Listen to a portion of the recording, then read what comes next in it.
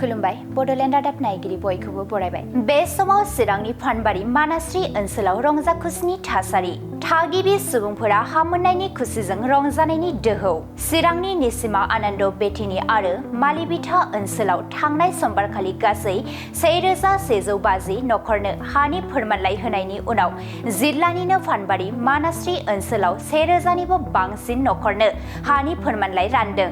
मावफुं सोद्रोमा धनन्जय बसुमतारी, बिजनी सार्कलनि मावख'गिरि कमलजित शर्मा आरो गोबां दैदेनगिरिफोरनि नुजाथिनायाव हानि फोरमानलाइ राननानै होदों।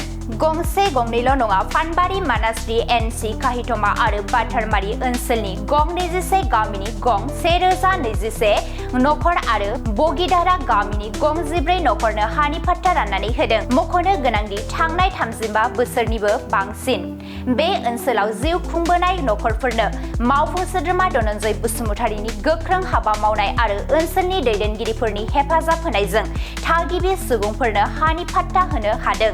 बे समाव मावफुं सोद्रोमा धनन्जय बसुमतारी आरो हा फाट्टा मोननो हानाय रायजो राजाफोरा मा फोरमायदों आबुङै खोनासंदो।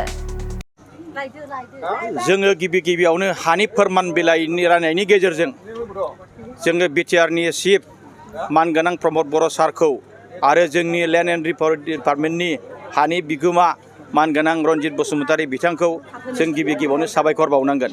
मानोना बे हालामनि रायजो राजाफ्रा मैदेरजों दावहेरजों एकदमबारे हाग्रानि जिब जुनारजों लोगोसे सरखारजों दावहा नाङै 35 बोसोर बारलांनायनि उनावहायबो बिथांमोना हानि फोरमान बिलाइ मोनाखैमोन।